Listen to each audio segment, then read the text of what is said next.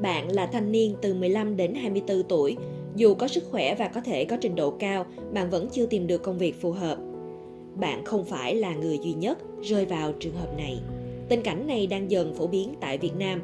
Năm 2023, theo Tổng cục Thống kê, 41,3% tổng số người thất nghiệp tại Việt Nam là thanh niên. Để cải thiện vấn đề việc làm, vào tháng 10 năm 2024, Quốc hội sẽ cho ý kiến về dự thảo luật việc làm sửa đổi và dự kiến sẽ thông qua bộ luật vào năm 2025. Dự thảo này đã dành một mục riêng với 4 điều luật thúc đẩy việc làm cho thanh niên. Tuy nhiên, hầu hết các quy định này không khác nhiều so với luật việc làm năm 2013.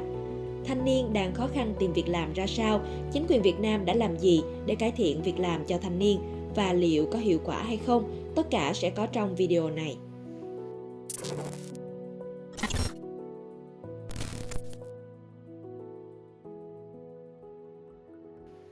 Năm 2009, Thủ tướng Nguyễn Tấn Dũng đã ban hành Nghị quyết số 45 về chiến lược phát triển thanh niên Việt Nam. Nghị quyết đã cam kết sẽ giải quyết việc làm cho thanh niên. Nhưng trong 30 sáng kiến được ban hành trong nghị quyết thì chỉ có 3 sáng kiến liên quan trực tiếp đến việc làm cho thanh niên nói chung. Các sáng kiến còn lại tập trung vào việc bảo vệ thanh niên khỏi thế lực thù địch hay quản lý, kiểm soát, tuyên truyền, đào tạo thanh niên trở thành cán bộ nhà nước. Sau hơn 6 năm thi hành nghị quyết này, tỷ lệ thất nghiệp của thanh niên từ 15 đến 24 tuổi từ 7,03% năm 2010 giảm nhanh nhưng sau đó lại tăng lên 7,4% vào năm 2016. Đến năm 2016, Thủ tướng Nguyễn Tấn Dũng ký một nghị quyết khác tiếp tục thực hiện nghị quyết số 45 mà không có sửa đổi gì. Từ năm 2016 đến năm 2021, tỷ lệ thất nghiệp của thanh niên tiếp tục tăng lên 8,55%. Năm 2021, Thủ tướng Phạm Minh Chính tiếp tục ban hành quyết định 1331 đề ra chiến lược phát triển thanh niên, trong đó có mục tiêu tạo việc làm bền vững cho thanh niên. Sau 3 năm thực hiện quyết định 1331, tỷ lệ thất nghiệp của thanh niên giảm nhẹ từ 8,55% xuống còn 8,01% vào quý 1 năm 2024. Tuy nhiên, số lượng thanh niên thất nghiệp vẫn không thay đổi.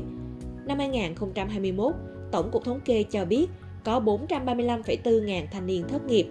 Đến năm 2023, con số này là 437,3 ngàn người. Điều đáng chú ý là số lượng thanh niên thất nghiệp năm 2021 chỉ chiếm 29,3% tổng số người thất nghiệp, nhưng đến năm 2023, tỷ lệ này lên đến 41,3%. Điều này có thể hiểu rằng một số lượng lớn người thất nghiệp trong thời gian dịch Covid đã tìm được việc làm, trong khi đó, thanh niên thất nghiệp vẫn thất nghiệp. Đâu là những lý do khiến một bộ phận thanh niên thất nghiệp bền vững?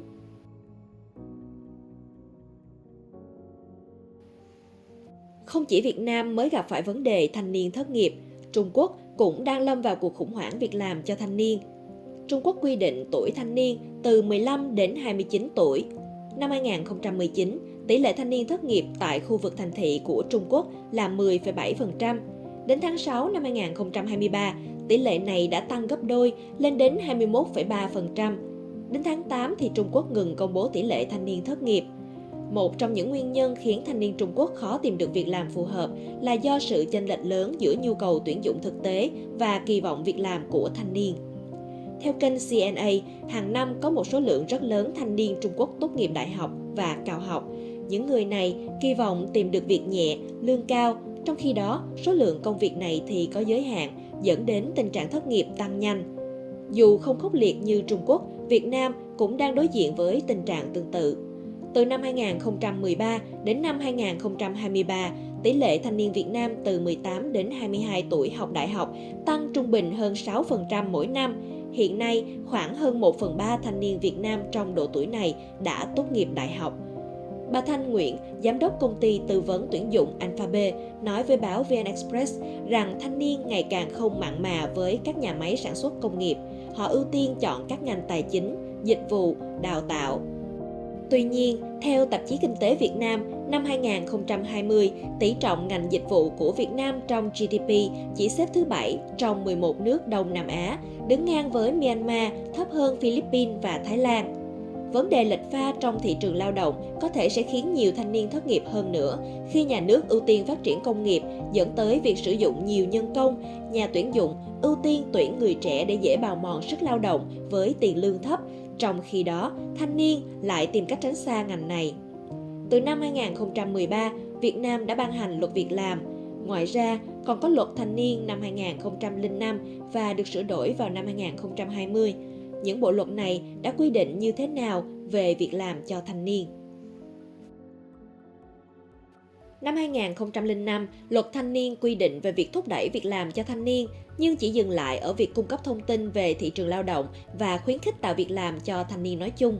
Đến năm 2013, luật việc làm được ban hành. Bộ luật này chỉ dành một điều luật quy định về việc làm cho thanh niên. Theo đó, ngoài quy định về hỗ trợ lập nghiệp và khởi nghiệp làm mới, các quy định khác không có gì đột phá, chỉ xoay quanh những hoạt động tư vấn, hướng nghiệp, giới thiệu việc làm cho thanh niên. Năm 2020, ngoài việc giản lược các chính sách hỗ trợ cho thanh niên, luật thanh niên sửa đổi chỉ thêm quy định cụ thể về chính sách khởi nghiệp. Tuy nhiên, không phải thanh niên nào cũng muốn khởi sự doanh nghiệp. Có một đặc điểm đáng chú ý trong những bộ luật này là dành sự ưu tiên, hỗ trợ của nhà nước cho một số nhóm thanh niên nhất định, bao gồm thanh niên hoàn thành nghĩa vụ quân sự, nghĩa vụ công an, thanh niên tình nguyện, thanh niên khởi sự doanh nghiệp, thanh niên nông thôn, vùng núi, hải đảo. Luật Việc làm 2013 và Luật Thanh niên 2020 đã dành nhiều quy định ưu tiên tạo việc làm đối với nhóm thanh niên này như đào tạo nghề gắn với tạo việc làm tại chỗ. Riêng Luật Việc làm 2013 quy định nhà nước sẽ hỗ trợ cho người dân tộc thiểu số, người thuộc hộ nghèo, người bị thu hồi đất nông nghiệp và người thân của người có công với cách mạng được đi lao động ở nước ngoài. Thanh niên nói chung không được xem là đối tượng cần được hưởng những chính sách ưu tiên về việc làm. Những quy định ưu tiên này tiếp tục được duy trì và mở rộng ra hơn nữa trong dự thảo thứ 3 của Luật Việc làm sửa đổi.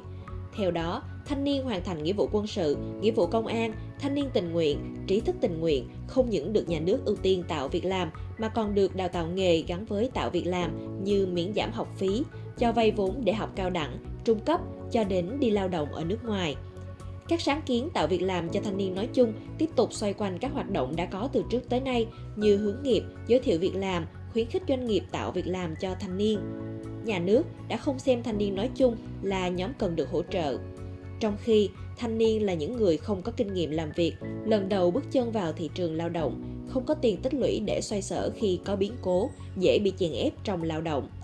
Dự thảo Luật Việc làm sửa đổi nếu không đưa ra được sáng kiến nào đột phá và không bao trùm lên thanh niên nói chung sẽ không thể giải quyết vấn đề thanh niên thất nghiệp.